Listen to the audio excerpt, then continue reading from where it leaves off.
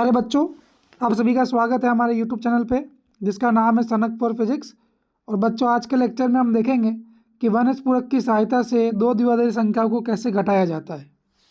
तो मान लीजिए मेरे पास यहाँ पर दो द्विआधारी संख्याएं हैं जो है a और b, और हम b को a में से घटाना चाहते हैं, अर्थात हम a माइनस बी का मान ज्ञात करना चाहते हैं। तो बच्चों, सबसे पहले हम इस प्रक्रिया में क्या करते हैं, माइनस बी का मान पता करते हैं और माइनस बी के मान को ए में जोड़ देते हैं।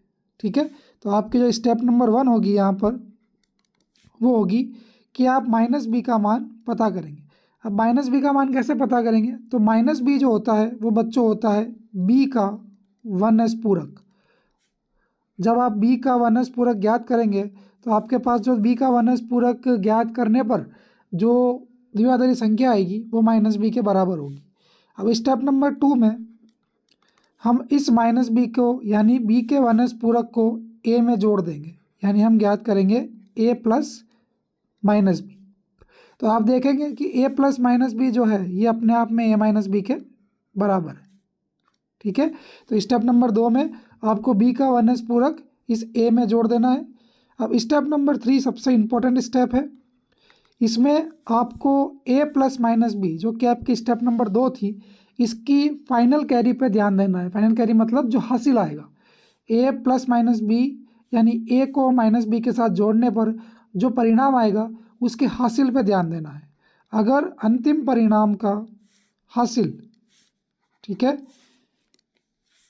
स्टेप नंबर 2 अर्थात a प्लस माइनस बी ये करने पर जो परिणाम आता है, अगर इस परिणाम का हासिल 1 आता है, इस परिणाम का हासिल 1 आता है, तो आपको क्या करना है, स्टेप नंबर 2 में जो परिणाम आपके पास आया है उसमें 1 जोड़ देंगे। स्टेप 2 के परिणाम में 1 जोड़ना है। ठीक है, और अगर ये हासिल 0 आता है तो स्टेप 2 के परिणाम का 1s पूरक लेना है। स्टेप 2 के परिणाम का 1s पूरक ज्ञात करेंगे। याद रखिएगा बच्चों, ये स्टेप बहुत इंपॉर्टेंट है। स्टेप नंबर 3, अगर स्टेप 2 का जो परिणाम है यानी a प्लस माइनस बी करने पर जो द्विआधारी संख्या आपको मिलती है उसके परिणाम का हासिल 1 आता है, तो स्टेप 2 का जो परिणाम है इसमें 1 जोड़ेंगे और यह परिणाम आपका धनात्मक है।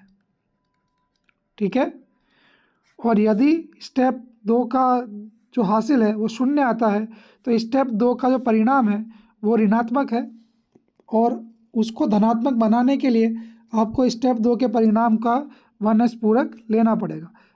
हासिल 0 आने पर जो परिणाम है वो परिणाम ऋणात्मक है।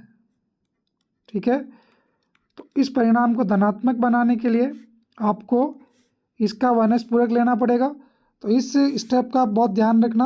अब हम मिलेंगे अगले लेक्चर में जहाँ हम इसका एग्जाम्पल लिखेंगे और कैसे दो द्विआधारी संख्याओं को घटाएंगे।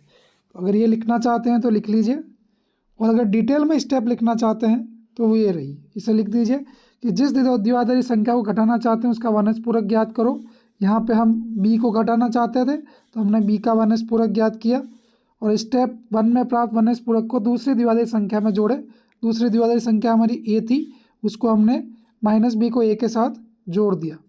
ठीक है बच्चों, अब यदि स्टेप 2 का अंतिम हासिल 1 है तो स्टेप 2 के परिणाम धनात्मक है और a माइनस बी ज्ञात करने के लिए स्टेप 2 के परिणाम में 1 जोड़ें, और यदि स्टेप 2 का अंतिम हासिल 0 है तो स्टेप 2 का परिणाम ऋणात्मक है और a माइनस बी ज्ञात करने के लिए स्टेप 2 के परिणाम का 1s पूरक ज्ञात करें। तो इसको नोट कर लें।